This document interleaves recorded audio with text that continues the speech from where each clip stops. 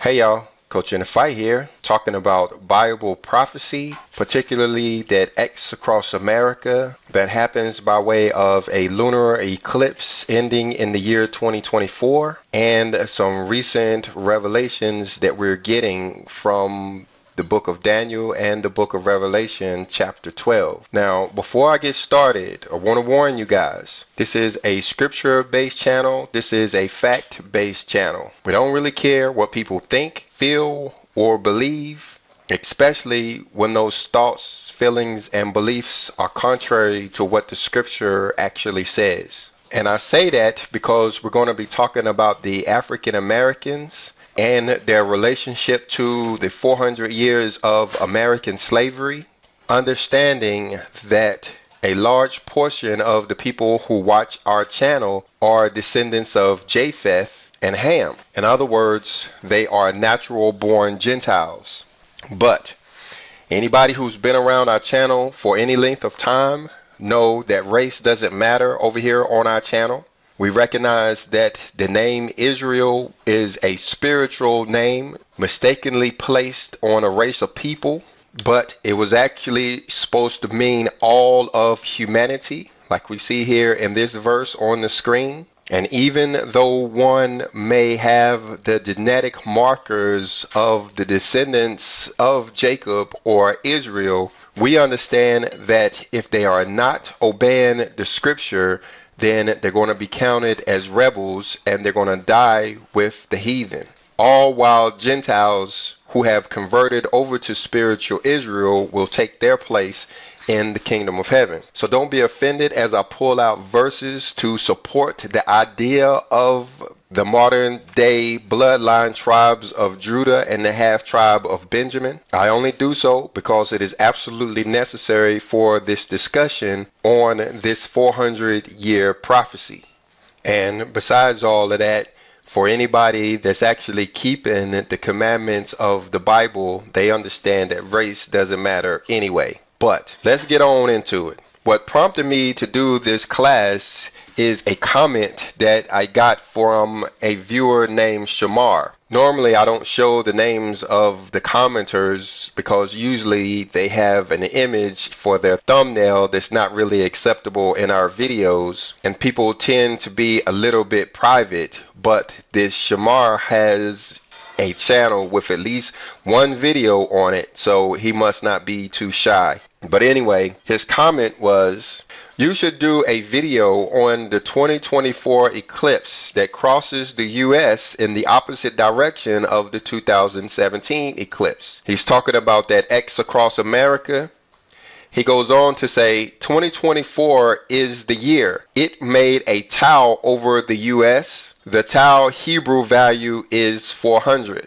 Now, I was already aware of these lunar eclipses that happens in 2017 and 2024 and how they actually make an X across America. But what I hadn't thought about was how the tau or the tav has the numeric value of 400. You see over here, as we're looking at the Paleo Hebrew letters and how each of these letters have numeric value, you see the last letter in the alphabet is the tav or the taw, and it has a numeric value of 400, just like Shamar says. Of course, I had to go verify it myself, but in doing so, I see that the meaning of the letter also has significance. For you who are not familiar with the Hebrew alphabet, each of the letters has a meaning behind them, unlike the English language where letters don't mean anything at all except give us ideas on how we're supposed to pronounce words.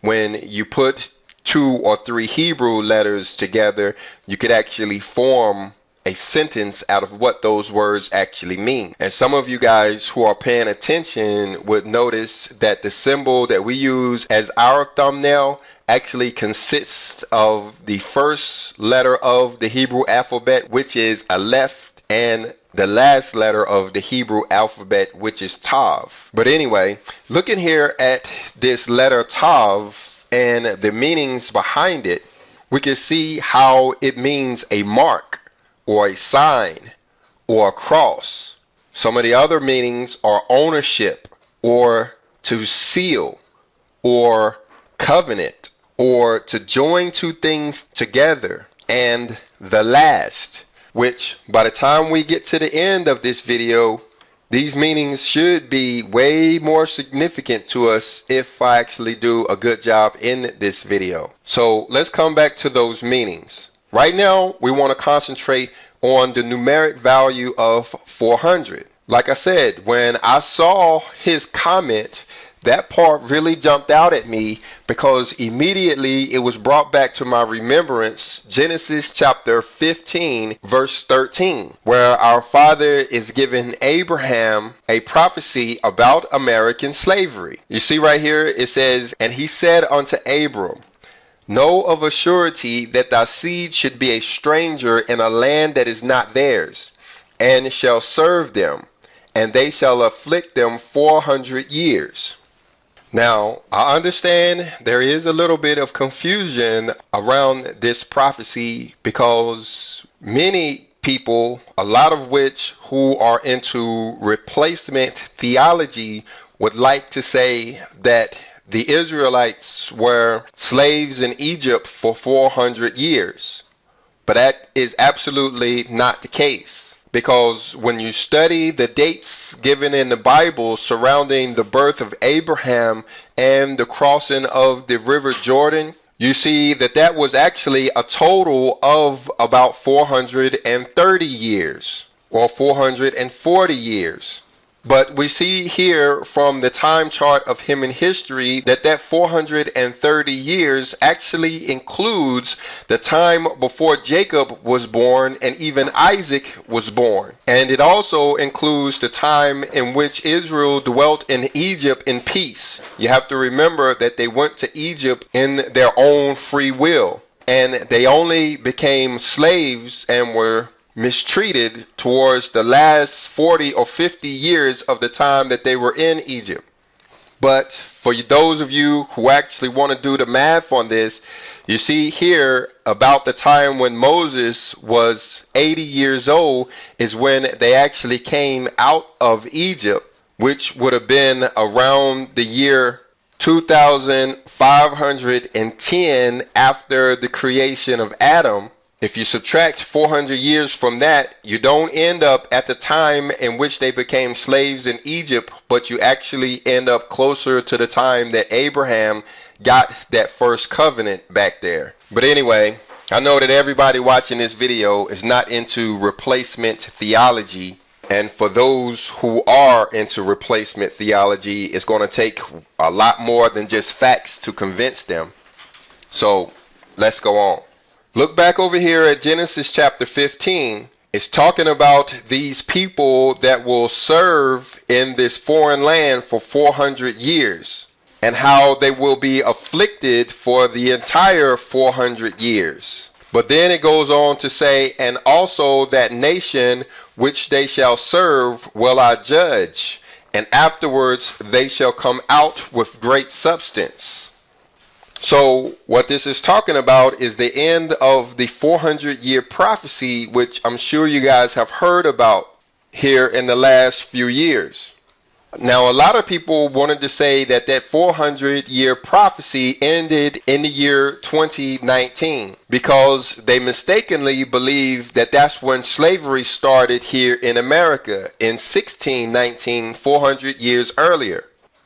But we can see over here at a website called pbs.org that it wasn't actually slaves in America in 1619, but it was indentured servants in 1619.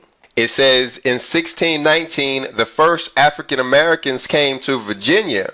With no slave laws in place, they were initially treated as indentured servants and given the same opportunities for freedom dues as whites. In other words, these people made a contract in Africa that they would come to America and work for a little while and then gain their freedom, and that is actually what they did. There were no slaves at all in America in 1619. There were only indentured servants. But we see over here at nationalgeographic.com, this is considered the start of the 400 years. But if there were no slaves in 1619, then this 400 years actually started too early. Therefore, while we were looking for the fulfillment of Genesis chapter 15 and verse 13, 2019 was just too early. I wonder if they came over here believing that they would only serve the people in the Americas for 7 years and then released according to the law. I believe you're right. As you see over there in Exodus and chapter 21, when you have a Hebrew servant or a Hebrew slave, he was only supposed to serve for 6 years and then he was supposed to gain his freedom. I personally believe that's why they prohibited the slaves from learning how to read, so they wouldn't be able to read that Bible that had just come out in the year 1611. So you're right, in their 7th year, according to the covenant, they were supposed to get their freedom. But anyway, let's go on. We're over here at a website called slavevoyages.org, which is a website that offers us information about the transatlantic slave trade. It actually has a database of all of the ships that made the transatlantic voyage from the year 1614. The reason I pulled this up is I wanted to see if there was in fact a slave ship that brought slaves to America in the year 1619. What we read over there on National Geographic was that it was a Dutch boat carrying only 20 Africans. That Dutch boat would hardly be considered a slave ship. So using this database, I came over to see if there was a slave ship that came to the Americas in 1619. And I actually didn't find one. From the historical record, we find that the first Africans came in 1619 to what we know today as the United States. And so we see here, according to this database, no other slave ship came to this part of the world in 1619. You see, there were plenty of slave ships in 1619, but they went to New Spain, Veracruz, Cartagena, Spanish Caribbean, Buenos Aires, but none actually reached the shores of what we call America in 1619. So I continued looking down to see when was the first slave ships to actually make it to America. And we see here in 1620 there was no slave ships to arrive on American soil. And then in 1621 we see that one landed in La Guaira and Guatemala and Trujillo, but none to America in 1621. Well, what about 1622? We see something called Hispaniola in 1622, which all of these nations to me sound like some type of Hispaniola countries. And then we see there that there was one that arrived in Spanish Americas in 1622, but there were none that landed on what we know as English America in 1622. And then we see by 1623, there's a lot of ships landing on the Spanish Americas. And for the first time, we see the Santa Cruz landing on the Americas in 1623. It says port unspecified. This would have been a slave ship coming from West Central Africa, which for many of the African Americans here who have done their DNA tests, this part of the world will sound familiar because this is where you find Cameroon and Benin there in West Central Africa. And then the next time you see a slave ship landing is what's known as the Americas, which could very possibly be the United States of America as we know it today, landed in 1624. So is this what this X across America is actually pointing to? That's supposed to be completed on April the 8th, 2024? Well, one thing we could say for sure is that slavery in America didn't start in 1619. It started much closer to the year 2024. In fact, when we look back over here at the National Geographic at this chart, we see even as late as the year 1655, the slave trade in America really hadn't got started in earnest. You see right there as it's talking about the rise of tobacco, it says the early tobacco industry relied heavily on indentured white labor, but those impoverished Europeans, unlike Africans, had the chance to win freedom and land at the end of their contracts. So even up to the year about 1700, it appears as though there was more Caucasian indentured servants here in America than there were African ones. And it was really only after the year 1700 do we see a sharp increase in the number of slaves that were being brought to America, with its peak being in the year 1808. So my point is in all of this is that slavery in America didn't really start in 1619. But anyway, let's study this 2024 date a little bit closer to see if we can find some biblical support for the idea that this 2024 eclipse is actually pointing to the 400th anniversary of American slavery. Now, there are many people who want to say that slavery ended in the late 1800s, but if you ever watch the movie Roots real closely, at the very end of that series, you'll see that slavery didn't end in America. Like the big boss said at the end of that movie, it changed, where not only was Africans being enslaved at that point, but also Caucasians. In other words, those impoverished white people who were indentured servants became slaves as well after the Emancipation of Proclamation. So not only are the Africans expecting to get their freedom back, but the Caucasians and everybody else is too. But anyway, looking back over here at this image of this X across America that ends in the year 2024, look how it starts in the year 2017.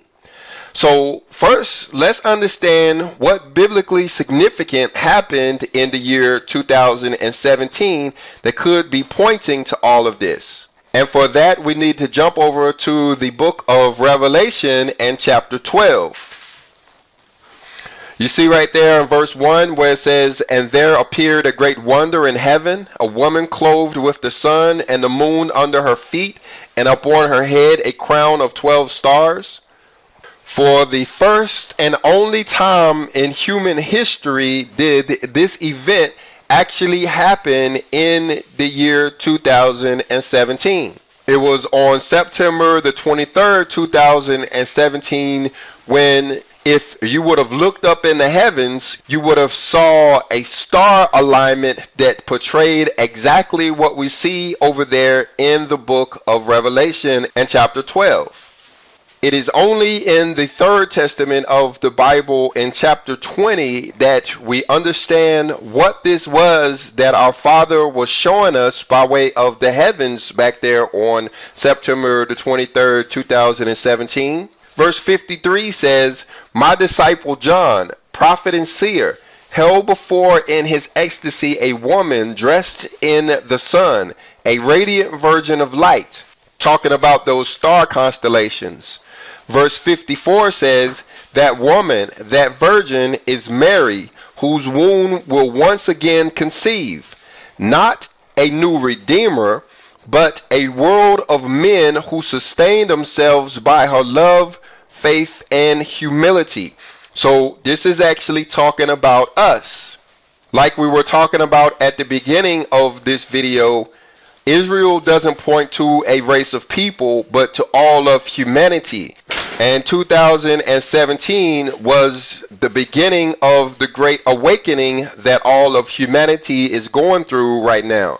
You see down here in verse 5 of Revelation in chapter 12, where it says, "And she brought forth a man-child who was to rule all nations with the rod of iron."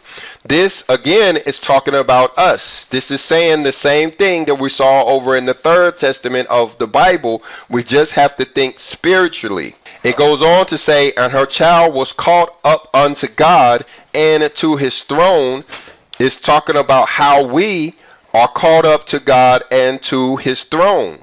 Now, of course, before 2017, many people thought materialistically, and they thought that this would be a fly away rapture moment. But what we learn this to actually be here so many years later is a spiritual caught up. In other words, a large portion of humanity has turned their focus off of the material world and put themselves in a position to become spiritualized. So you should ask, what gets us from September the 23rd of 2017 to the year 2024? Well, if you scroll down to Revelation chapter 12 and verse 6, you see that the woman fled into the wilderness where she has a place prepared of God, that they should feed her there 1,203 days. That's about 3.5 years, starting in the year 2017. That takes you to the year 2021.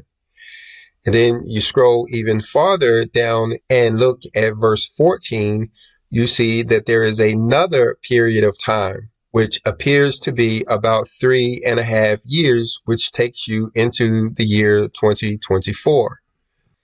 And if you look at Revelation chapter 13 and verse 5, it is also talking about a 3.5 year period. And we know that this starts in about 2021 from what we read over in chapter 12. So this 42 months actually is the reign of the Antichrist that ends in about 2024. And while we're at it, let's look at chapter 11, where we see overlapping timelines, this time talking about the two witnesses.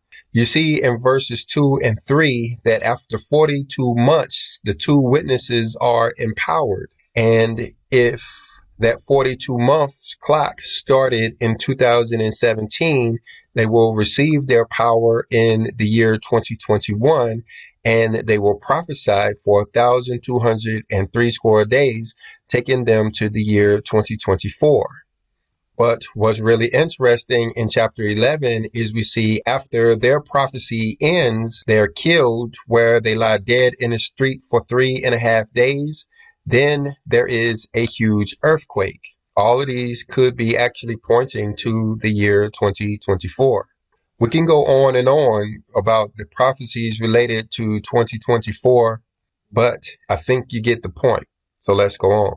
So, being curious, I came in to look to see what date is that on the Hebrew calendar, talking about April the 8th, 2024, and it falls on or about the first day of the first month on the Hebrew calendar, which is very interesting when you go over and you look at the events of the scripture that happened on that day in history, going all the way back to the flood of Noah, how on the first day of the first month, the waters of the flood had dried off the earth. That's when Noah removed the covering of the ark and looked out, and behold, the face of the ground was dry. In chapter 40 of Exodus, we see that's when they got the word of the Lord to build the tabernacle. And in verse 17 of that same chapter, we see that it was a year later when they had actually constructed that tabernacle on the very same day,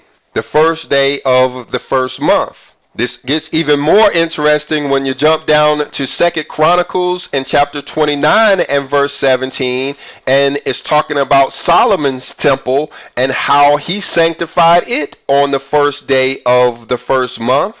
The very first tabernacle being reared up and the very first temple being sanctified all on the same day of the year? Well, when you look down to Ezra and chapter 7, you see in verse 9 that Ezra is leading the people out of Babylon towards Jerusalem to go rebuild or to build the second temple. You see in verse 10 of chapter 17 how after they had built that temple, they started to separate themselves from the Gentiles on the first day of the first month. And in Ezekiel chapter 29, we see that a word of the Lord came against Egypt on the first day of the first month. And in chapter 45 of the book of Ezekiel, we see that the second temple was cleansed on the first day of the first month. Could this third temple be cleansed on the first day of the first month? Actually, cleansing the tabernacle and or the temple on the first day of the first month goes all the way back to Moses. So to have this X across America to end on or about the first day of the first month makes it even more significant, in my humble opinion. So let's go back over there and let's look at this letter once again. The letter Tav, this X in the Hebrew language, or the cross. It means a mark, a sign. It speaks of ownership, or to seal, a covenant, or to join two things together. And the last. Are these all hints of what we can expect in April of the year 2024? This X or this cross being placed across America appears to be pointing to the sealing of the Father's people by way of the covenant that he has been making with them for the past 7 years. And when you think about the third temple, that would be our fleshly bodies being joined with our spirit nature, making what we know as the third temple. That would be the two things joined together. But anyway, tell me what you think. I think this prophecy given to Abraham about the 400 years will be fulfilled in the year 2024, and we're being given a not so subtle hint by way of this X or this tau across our country. Not to mention that the exact spot of the X is a town with a name that means Little Egypt.